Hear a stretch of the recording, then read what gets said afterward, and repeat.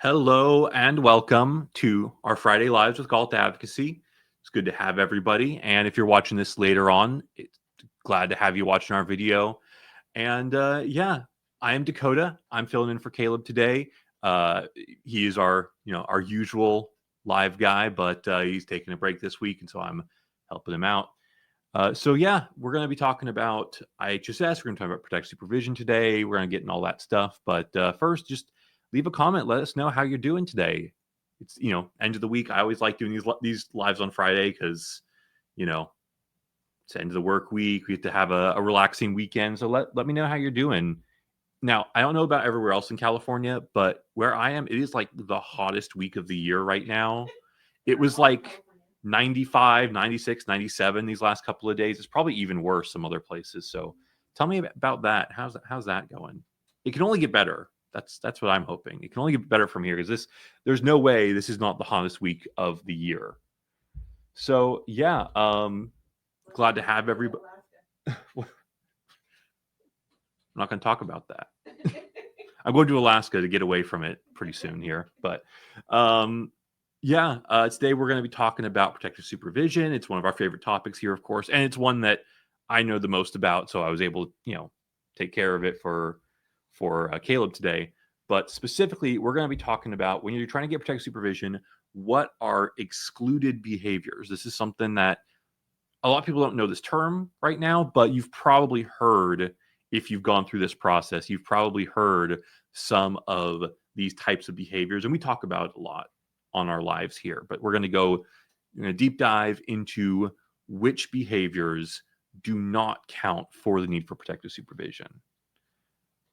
Before we get into that, I'll just really quickly say, if you're watching us and you like the content we do and you want to, share it with more people and sort of boost our reach, go ahead and give it a like, give it a share.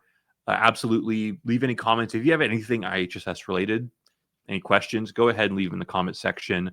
I love tackling anything people have on their minds, IHSS related.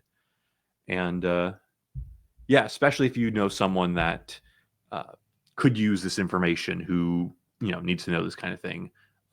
Let them know. Let them know that, that we're talking all about IHSS today. All right. So I'm just going to jump right into our topic. And the majority of our information is coming from two ACLs, ACL 1525 and ACL 1795.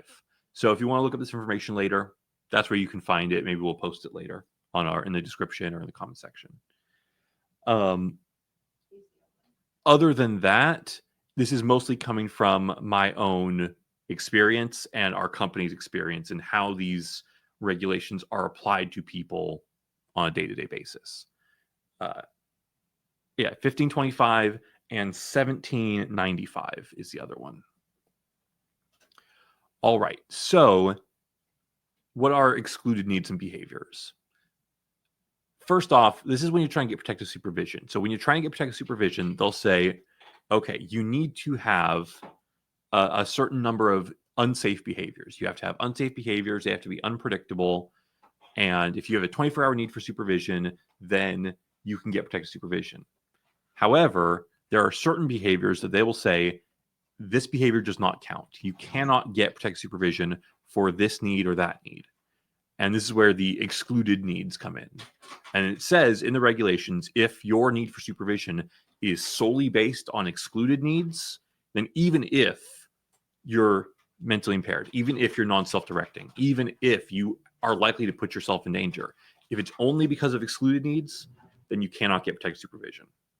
So what's the first one? The first one, I'm going to use the paper to guide me through this. The first one is you cannot get protective supervision for friendly visiting or social activities. Now, it's not clear exactly like what counts as friendly visiting. Like if a person comes over to your house and then the child has a mental impairment, has a meltdown, and hurts himself, is that need caused by friendly visiting? Not really. How this typically will manifest in actual cases is that anything outside of the home that you don't need to be at, they're going to say that's friendly visiting social activities. So it's kind of cold the way they apply it, but it's like this. If it's dangerous for your child to go with you to the grocery store because they might run away in front of a car, then they'll say, then don't take him to the grocery store. If it's unsafe for your child to go on a walk with you to the park because they might get hit by a car or might eat rocks, whatever, then they'll say, well, don't take him to the park. These kind of things, right? So it's essentially their way of saying, if something outside of the home that you didn't need to go to is a place where dangerous things happen, then just don't go there. And it's kind of cold the way they handle it, but that's just the way it is. And so that's the first one. And it's one of the easier ones to get around. It just means make sure the protective supervision is for needs that happen at home. Second, I do see there's a few comments in the already questions and things. I'm going to try and get to those maybe about midway through our topic. So I'll get through a couple of these and then I'll jump through some questions. Second is that you cannot get protective supervision when the need is caused by a medical condition, when a person needs medical supervision. Oh, yeah. Teresa was going to put these up on the screen as I was talking about them. That was the first one, friendly visiting, social activities. The second one is medical condition. So when need is caused by a medical condition, there's actually a specific example given in the ACL that we're talking about, ACL 1525, where they specifically mention they give an example of what might be a medical condition. So they say, a recipient who has diabetes and the need for protective supervision is to help if and when the recipient has an episode of hypoglycemia. So this is an example when a person, they have diabetes, but mentally perfectly fine. And so they only need medical care when they have an episode like that. For a person like that, it's not a reason to get protective supervision because you have to have a mental impairment which causes you to be non-self-directing. Now, there is a caveat to this one. The caveat on this one is sometimes a person's medical condition can lead to them being having a higher level of risk, which by itself isn't a reason to get it, but the person's mental impairment, if they don't understand that higher level of risk, then they can. And this is where the other ACL 1795 comes in. So one example of a medical condition that you cannot get protective supervision for is fall risk. If you're elderly, you have hip problems or knee problems, whatever it might be, and you're at risk of falling. That could be very dangerous if you fall. Well, that can't be a reason to get protective supervision. However, and it's specifically mentioned in the regulations, if a person has a mental impairment such as dementia, now we're still on number two. If a person has a mental impairment such as dementia and they have a fall risk, like they're in a wheelchair or they need to go with a walker or a cane, but because of their dementia, they don't realize that they have an increased risk and they try to walk without their assistive devices, or they try to get up out of their wheelchair to walk around, and because of that, they fall, then that person can get protective supervision because of their medical condition, but not strictly because of the medical condition, but because their mental impairment causes them to do dangerous things. Going back to the diabetes example, I had another client once who had diabetes, but also had dementia. And he did not understand that he couldn't just eat whatever he wants because it could raise his blood sugar. And so a couple of times he ended up in the hospital with extremely elevated levels due to his misunderstanding of his medical condition. So, and he did get protective supervision. So there are some caveats specifically to this one. So I'll talk about one more of these and then I'll get into some of the questions and we'll move on. So the next one, there was a bit of a spoiler, but number 3 is anticipation of a medical emergency.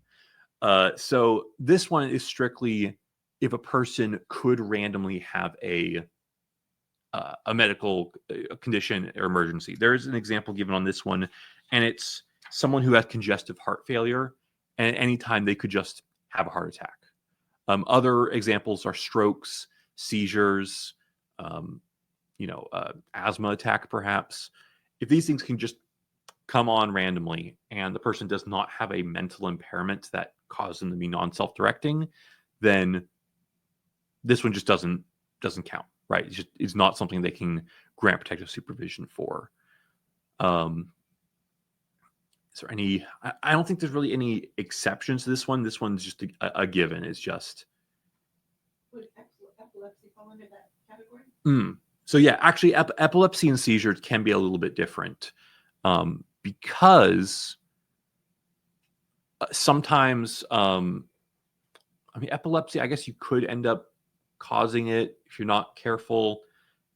I don't know about epilepsy specifically, but I know that when you have a seizure, sometimes after a seizure, a person's in a postictal state where they're confused and maybe unsure of where they are or what they're doing.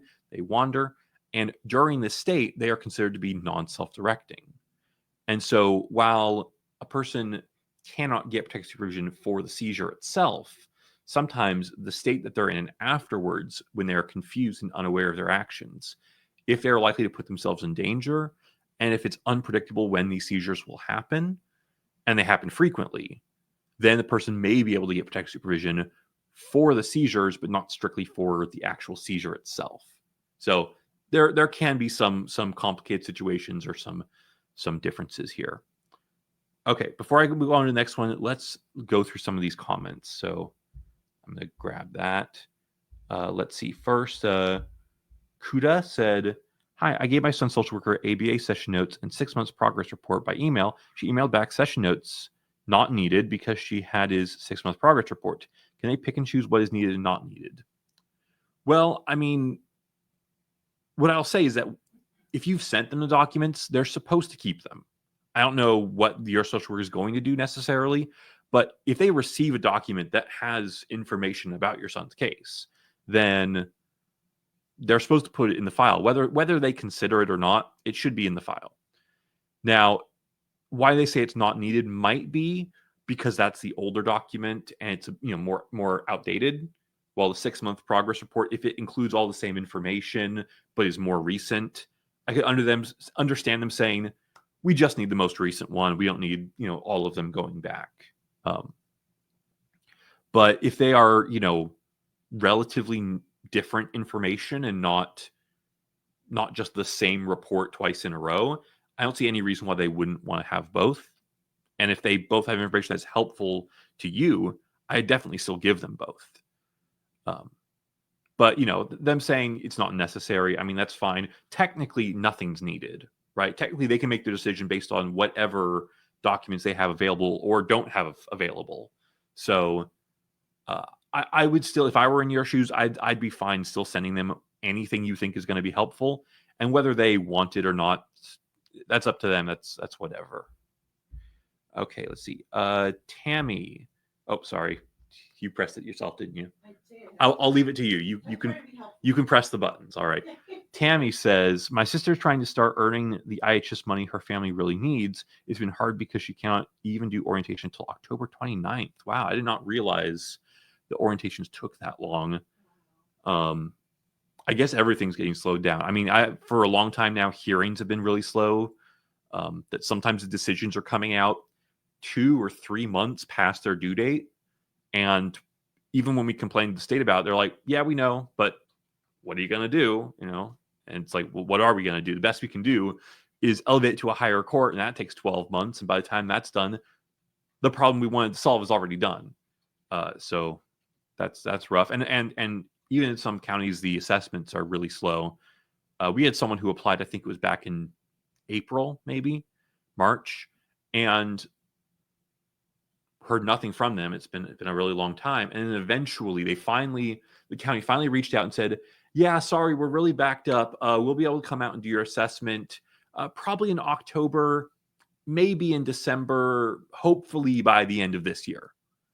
It's like, okay, so it's going to be 6, 7, 8 months between applying to actually getting your assessment, which is crazy. It never used to be like this. So seems like every aspect of IHSS is being slowed down. I did not realize orientation was also this far behind.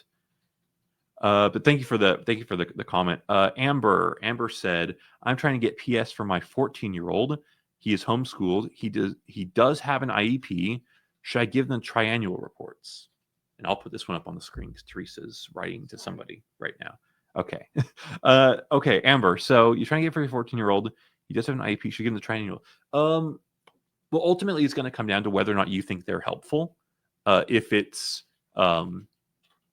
if they say a bunch of things in there that you disagree with, or you think paint him in a far more able light than is accurate, then I'd say no.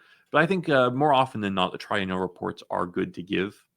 When the county tries to say, oh, we think the memory, we think his memory is only moderately impaired. It's not that severe. If you have a triennial report that says, oh, we tested and his memory or his communication or his orientation is in the bottom 5% or 1%, and that speaks pretty strongly against any attempt they have to say, oh, he's only mildly impaired or he's barely impaired compared to other people his age. So oftentimes triennials are somewhat useful, but it really depends on what exactly they say. Okay, I'm putting up my comments. Okay. Teresa, I guess, responded to the previous comment, said you can always apply for orientation right at the beginning of the case. You can become a provider without already having a client. That's true. You can just become... Yes, so for your situation, it's too late for that, but you can just become a provider in general and then be assigned the case later. There is a little bit of a cost involved in becoming a provider. There's the fingerprinting, I think, the background check. It's like, I think, yeah, it's 100 or less. It might be like 50 or 40, something like that. But yeah, that is definitely an option you can do. Let me see. Makosoi just sent us some hearts. So some hearts back to you as well. And then Teresa commented, when people make out hazard logs, they often include some of these excluded needs, which can confuse the social worker. So it's good to have a clear handle on these. That is true. And this will especially come up when we get to aggressive behavior. But yeah, even though some of these needs are still relevant to the case and might even indicate some level of memory impairment or judgment impairment, when half the things you tell the social worker are excluded behaviors, in their mind, they might, well, there's two ways to think about it. Either they might just innocently and without even realizing it, just sort of mesh them all together and think that what you said was all excluded behaviors, and they just sort of forget about the other behaviors you told them about. Or if we're not giving the benefit of the doubt, they might just hear those excluded behaviors and see that as an excuse to deny. I don't want to assume one way or another, but either way, whether it's just natural, like psychologically, they're just making connections that aren't there, or if it's malicious, either way, we try to avoid talking about excluded behaviors as much as we can for that reason. Jonathan, you want to put Jonathan's question up. Does becoming blind in itself qualify for protective supervision? Thanks. No. However, being blind is one of the qualifying disabilities for IHSS itself. Or I don't know if it's called a disability, because I believe the exact terminology says to get IHSS you have to be either aged, blind, or disabled. But yet blind is there as you can get IHSS. But unless you also have a mental impairment which limits your understanding, memory, orientation, judgment, and you're likely to choose to do things that are dangerous, then no, you wouldn't qualify for protective supervision. Let's see. Yasmin said, my sister has a mental impairment, and she recently just had a fall while using her walker, causing brain bleed and a stroke. Now she's in a facility, but when she comes home, it will be all on the family. Could she possibly qualify? Yes, I think most likely. Now, like as you mentioned, she's in a facility right now. While she's in the facility, she cannot get IHSS during that time. However, when she comes home and she's being taken care of the family, possibly.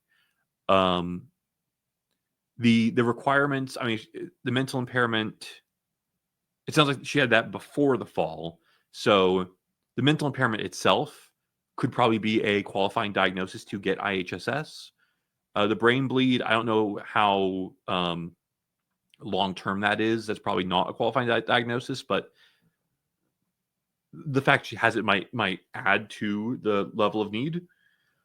As far as whether, sorry, what? She has to be eligible for Medicaid. Yes, but she still has to be eligible for Medi-Cal to get IHSS. As far as whether or not she'll qualify for protective supervision, the mental impairment definitely is one of the qualifying factors. And if the fall was her doing something that she shouldn't have been doing, without real, like we were talking about before, fall risk. If she thought she could walk on her own, but she was supposed to use her cane or supposed to use a walker, and she just left it behind, she fell, then yes, that could be a reason to get protective supervision because of the lack of understanding there. She might also qualify for WPCS. Yeah, Teresa mentions she could also possibly qualify for WPCS, which is sort of parallel to IHSS, but the wait the wait list on that is pretty long, but you could look into that as well. This is the reason why they jump the line when you're coming out of a facility into the home. Yes, that is one reason that they can, when a person leaves a facility and goes back into their home, they can actually get WPCS a bit faster. So that could be something to look into. We're not complete experts on how WPCS works, but it is something to look into. Tammy says, thank you for being here, and thank you for all the hearts and loves and whatnot. We really appreciate it, and a lot of great comments so far. Anna says, is there an age limit of how young you guys would advocate for protective supervision? Not strictly, but in a general sense, we heavily advise not going for anything. I'd say younger than 4 years old is extremely hard to get unless they have maybe a G-tube that they are regularly pulling at and tugging at. That is the most likely way you'd get protective supervision under 4 years old. Even over 4 years old, it's still really, really hard until probably closer to like 6 or 7. As far as the work we do, we will still take on clients who are 3 or 4, but oftentimes we might advise them to maybe not pursue a hearing or not pursue a rehearing until later, and maybe push for just, giving it some time and wait till they turn 4 years old at least, or 5. But there's not a strict age limit. But I would say younger than 3. I've never heard of anyone younger than 3 getting protective supervision. See, Amber says, thank you as well. We had one 10 months years ago. Tammy said, I was informed that getting her fingerprinting done now will prevent any further delay. That, I think it's referring to orientation. That does sound wise, that, if you get down ahead of time, that will probably avoid, having to wait on it later. Yeah, that seems about right. Wow, there's a lot of great questions. Hopefully we'll have time to get to the rest of our topic, but I do want to, I want to address the stuff that you guys have on your mind first and foremost. So, Jalessa, am I reading? Yeah. Jalisa. Yeah. My son, you can put it on the screen as well. My son is 6 and was approved for 2 years for protective supervision. This year is the first time he's been denied. We have appealed, but is this common when things haven't changed? We've had the same social worker for 2 years. How can we best strengthen his case? Thank you. Okay. Now this is something that's good to know. Now we would always say, if you're going to go to a hearing, we do not advise going to a hearing by yourself.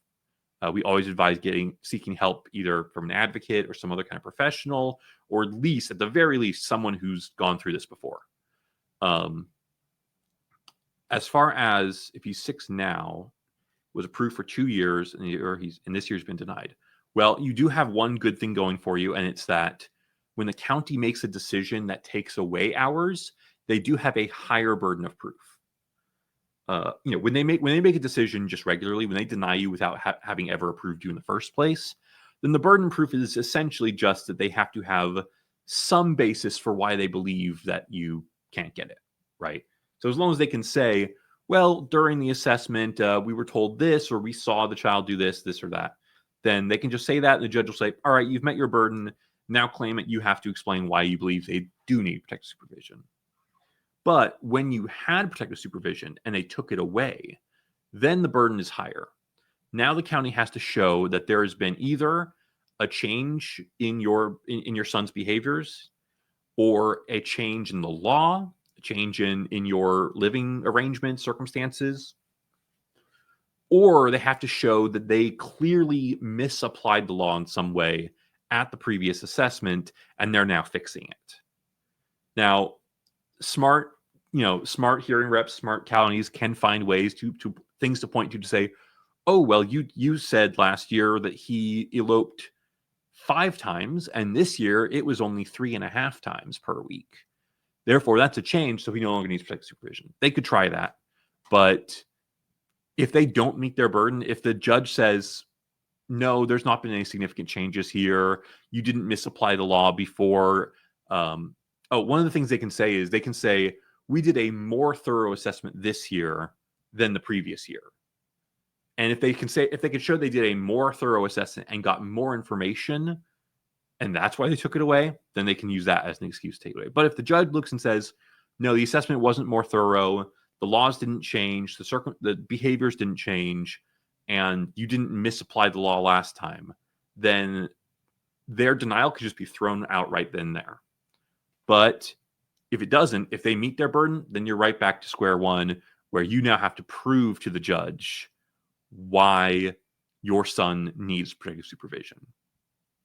So that's the one thing I would add. I mean, other than that, strengthening your case, it's all the stuff that we've talked about before, and you can maybe check out our previous videos or posts about what kind of evidence is good, what we do or do not suggest. But also, reach out to us, if you want to get more advice. Okay, moving on. Anna said, because my son will be 2 at the end of November, and he extreme headbangs along with excessive climbing, getting injuries while stimming, lack of safety awareness. You can put this one on the screen as well. I told her I'd let her do it. Okay, sorry. Extreme headbanging along with extreme climbing, getting injuries while stimming, lack of safety awareness, which I know is typical for a child his age. However, he's going to get assessed for autism. We have been to the hospital to do the headbanging and things of this sort because it is extreme. The doctor did tell me to pad all my walls, and to me, that's not typical. Yeah, I would say, I'll stand by that for a 2-year-old or a 3-year-old, it is still really, really hard to get protective supervision no matter what. However, headbanging to that level, I think the rest of it, the climbing, the stimming, and the lack of safety awareness, I don't think you're going to get that at all at this age. I don't think that'll even be considered a.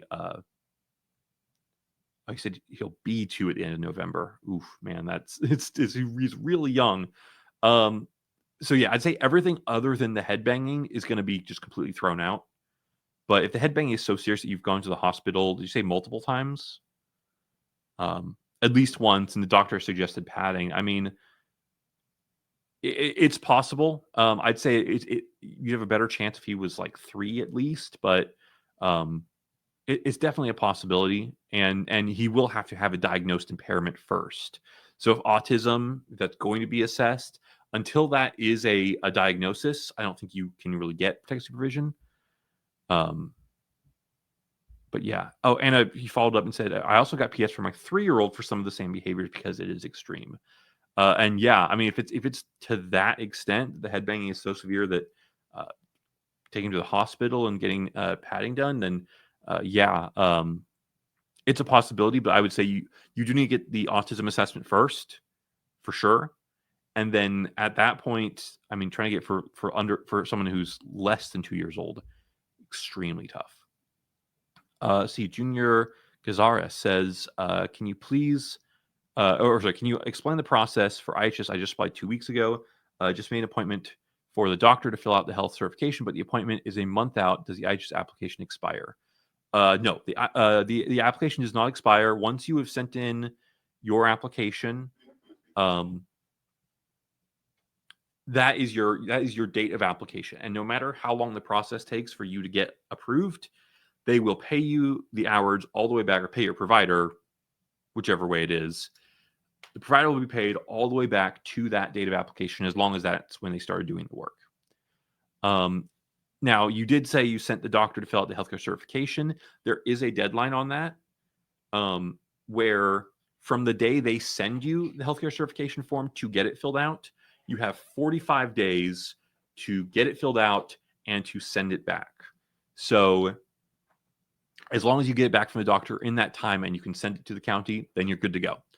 But and so that's the only deadline. After that, sometime later, did you say oh wait, you're saying the appointment with the doctor's a month out.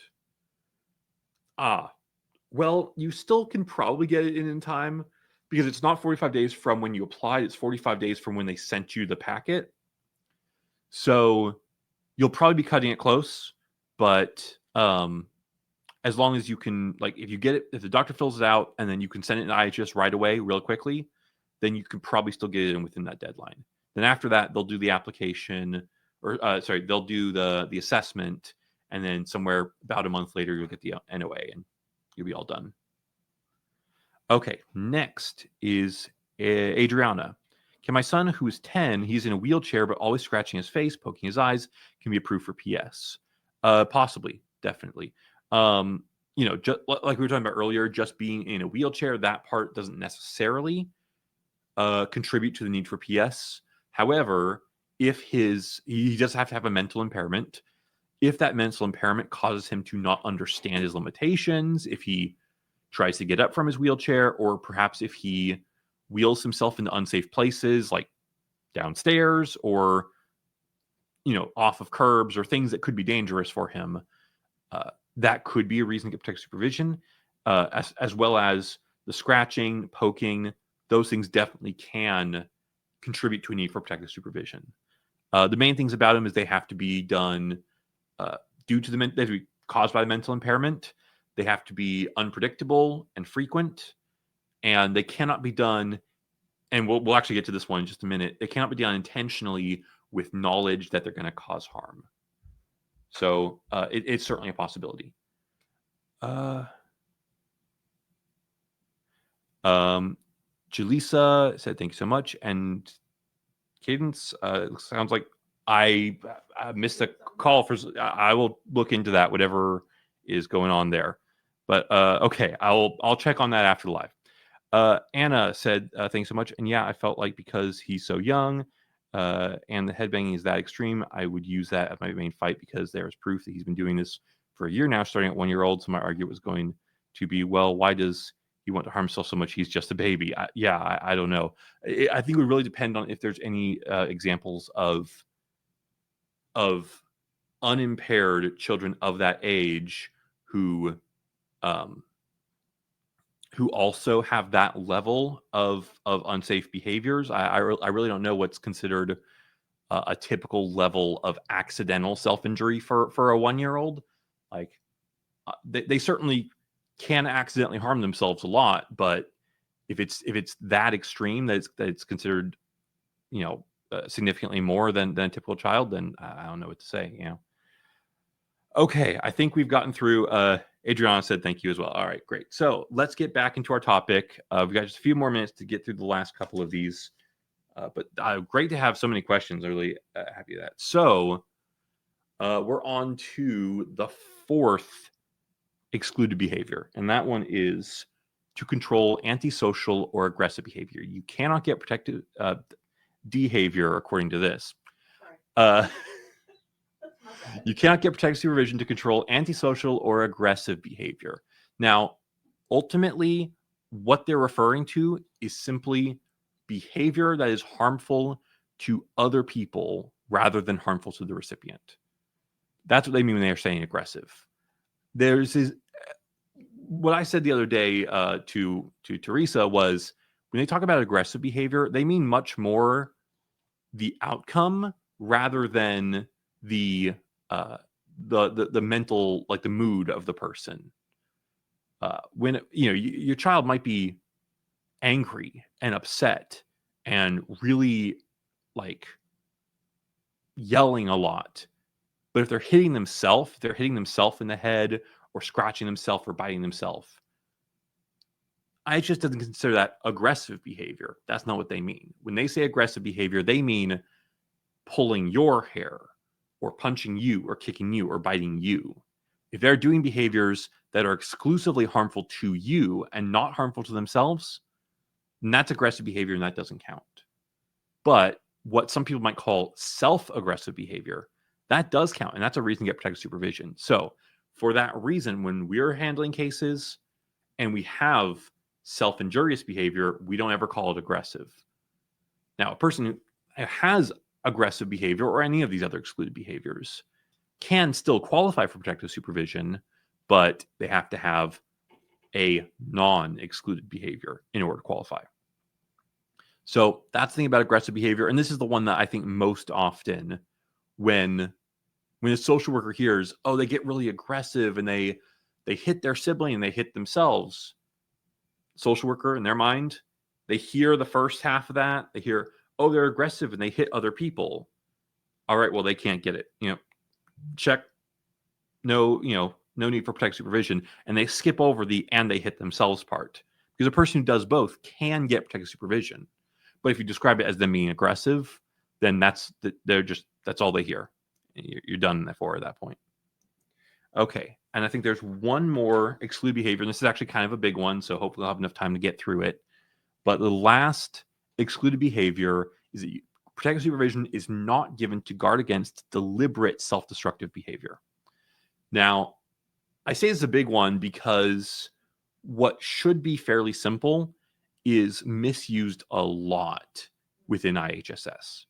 What they're talking about here is that if you have someone who fully understands the consequences of their actions, they know what they're doing, they know what the risks are, but they are willing to take that risk, or they just don't care about the risk, or they want to harm themselves, and they are aware that what they're doing will harm themselves, that person cannot get protective supervision. So this is talking about suicidal behavior or extreme risk taking from someone who doesn't have a mental impairment. They are just taking risks. This is not a person who can get protective supervision. You cannot get it for these kinds of reasons. However, where it goes wrong, and this is where ACL 1795 comes into play, and it gives social workers the wrong impression a whole lot. So let me read some parts of this. So it says, and this is ACL 1795, bottom of page 6 and going into page 7, if you want to check this out for yourself later.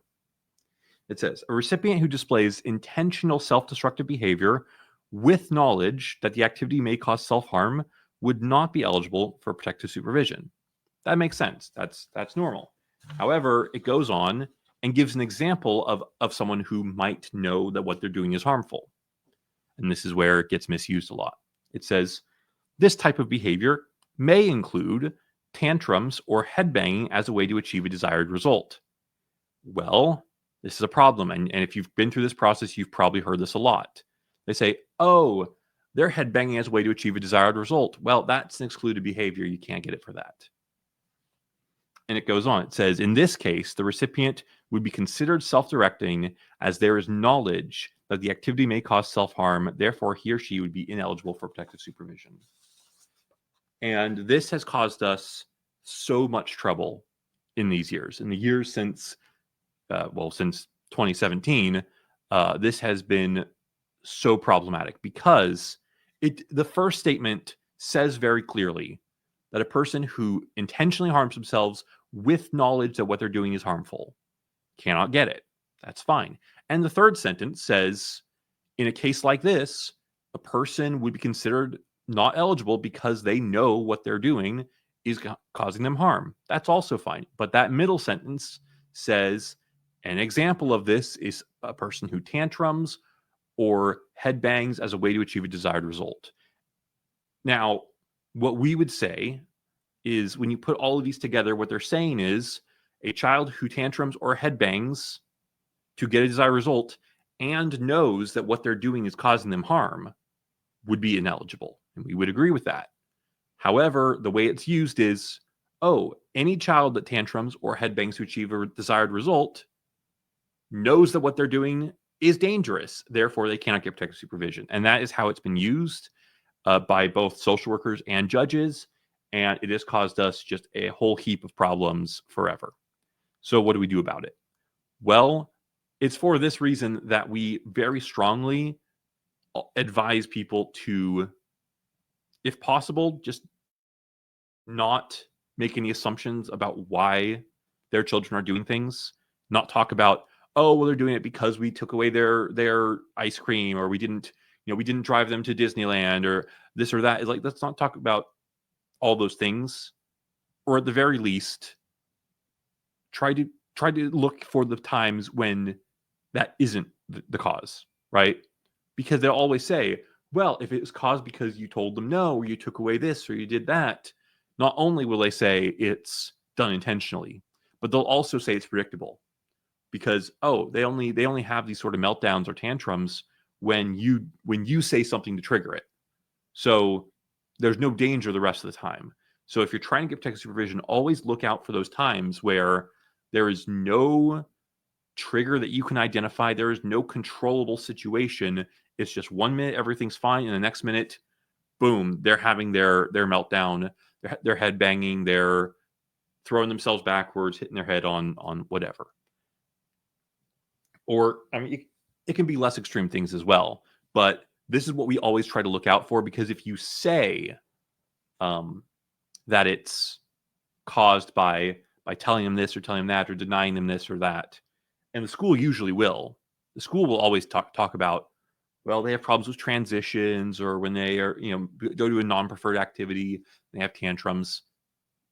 They'll mention those things. So it's always important to find examples of when that isn't the case, when these things just happen without this kind of input. I'm going to briefly talk along these same lines about predictable behavior, because for the same reason, we also try to not always give a motive or a reason why they did a thing. We also try not to talk too much about what triggers it when it's not consistent, because sometimes behaviors might be triggered by circumstances, by having to transition to a new activity, of not being able to get what they want. But sometimes it happens for no reason, randomly. Sometimes it happens because they want to take a bath, but sometimes they're just in the middle of playing and all of a sudden they have a huge meltdown. And if you just say, oh, well, they really hate taking a bath, they always have a meltdown, they take a bath. Oh, they really don't like finishing their food. They really don't like, having to be dropped off at school. They always bang their head then. And you don't talk about the times when it happens randomly. They'll say, oh, it's predictable. It only happens those 3 times a day. And even though that's a lot of times, if you can identify when in the day it happens, can't get protective supervision. And this is just something that, as advice goes, we want you to be on the lookout for that. Sometimes you'll kind of be tricked into it, that either a social worker or a judge will say, okay, what kind of behaviors do they have? And you might mention headbanging. And they'll say, oh, well, when does that occur? Can you give me some examples? You'll give them a few examples, like, oh, well, it can happen when do this, or sometimes when this happens, sometimes when that happens. And if you don't specifically say, but also it happens just randomly for no reason, they'll say, oh, only ever happens at those 2 times. Say, or they'll say, can you give me an example of, when was the last time it happened? Oh, well, the last time it happened was when we were, trying to go to the beach, and they got the sand on their feet, and that texture bothered them, and they couldn't handle it. So it's like, oh, okay, good example. And then they'll write down, only ever has tantrums when they get sand on their feet. Right. So this is the kind of thing to look out for, is always make sure to clarify that you don't always know what the triggers are, and they can happen anytime. Okay, I think, did that cover? Oh, there was one more of these things that it's not technically one of the reasons to get, it's not technically a excluded behavior, but it's one that I wanted to talk about as well. And it's somewhere on here. Oh, here it is. This kind of goes back to the anticipation of a medical emergency, or other sort of like anticipated dangers. Is that, and this is going back to ACL 1525 again, is would they say, okay, I'll just read it word for word so that I don't get it wrong. So it says, the Calderon versus Anderson decision, and that's a superior court trial that set precedent for how IHSS works. It says, it states that protective supervision is not available merely to provide constant oversight in anticipation of environmental or medical emergencies or exigent circumstances. For example, a mentally ill, mentally impaired recipient who would not know how to exit his or her house in the event of a fire is not eligible for protective supervision based on that behavior or lack of appropriate response alone. So we've talked about this before, and this is something that they often ask, is the county will often ask, what would you do if there was a fire? And they'll ask, what's the situation and what they would do.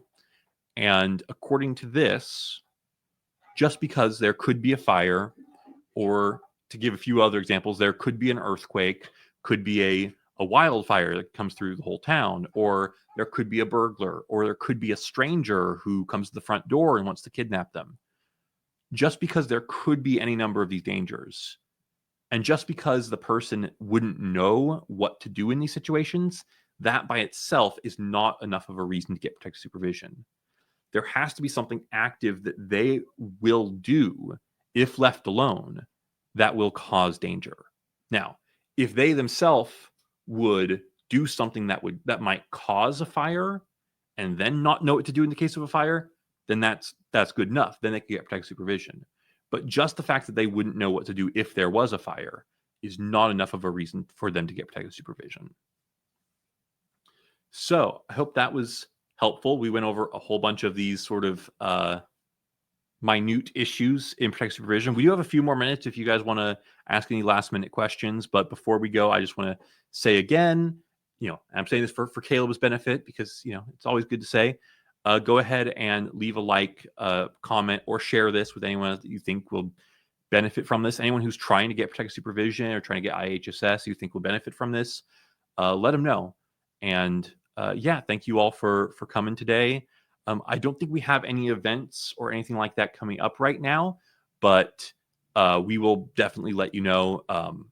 We have things going on all the time. We do seminars, we do Zoominars for special education and IHSS and all kinds of other things like that. So follow us here on Facebook or our YouTube channel, and we're constantly trying to put out information, and we'll let you know about any events that we do have coming up. So thank you all for being here. If you speak Spanish, Nicole's going to go live in about 10 minutes, so you can check her out and see what's going on there. I think she's going to talk about the same topic as well. So if you have any more questions, you can leave it with her. I think Caleb is going to be back. We're going to be back to our normal. Actually, is it Q&A next week? Yep. Oh, we're going to do Q&A next week. So it's going to be me and Caleb here together answering any questions you have related to special needs. So look forward to that, and we'll see you then. All right. Have a good Friday, everybody.